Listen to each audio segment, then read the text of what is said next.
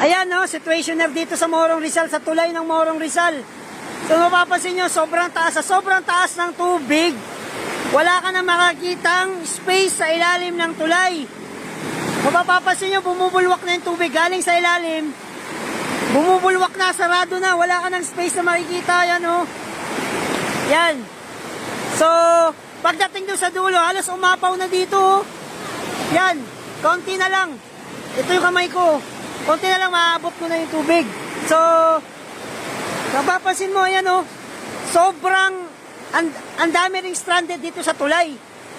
Yan.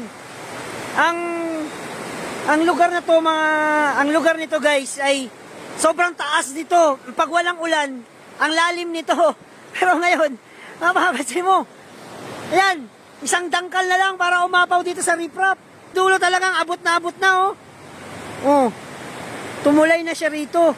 Gusto nitong ilog na to, pag hindi ito tag-ulan, napakalalim nito. Walang ano. Kaya lang ito ngayon. Tayo mo mga pumapasok na sa bahay, oh.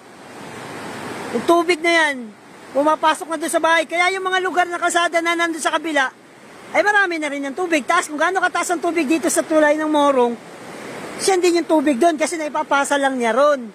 So itong tubig na to ay papuntang Laguna Dibay. Papuntang Laguna Dibay. At itong tubig na to ay nanggagaling to sa bundok ng Antipolo.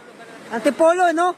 So medyo maraming ulan ang ibinuhos talaga para magkaroon ng ganito kalaking tubig dito sa ilog na to. So far sir, nabalita namin na maraming mga in-evacuate, no? Nakaraan, hindi ganyan yan. Ang nakaraan ba, hindi ganyan. Hindi ganito. Mas malala. Mas malala pa rito. Malala, Mas malala ngayon. So ayun, sinabi nga ni Kuya, no, mas sa pansya dahil taga rito si Kuya sa Morong mismo.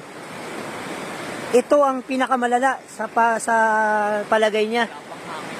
Wala pa kasamang hangin ito. Guys, ito na ano no, live situation na lang to dito sa Morong, no. Actually, nabalitaan ko kasi sa TV na marami daw na evacuate gawa ng taas ng tubig nga.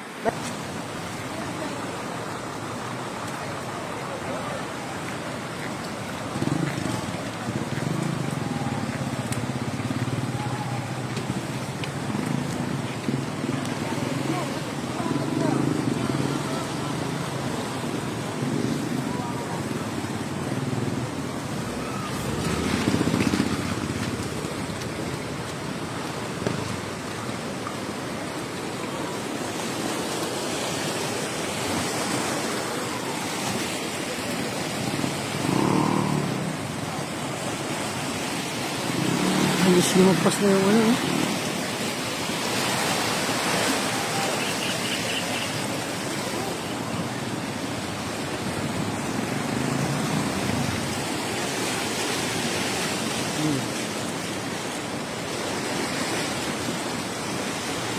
Pinasok na yung ano,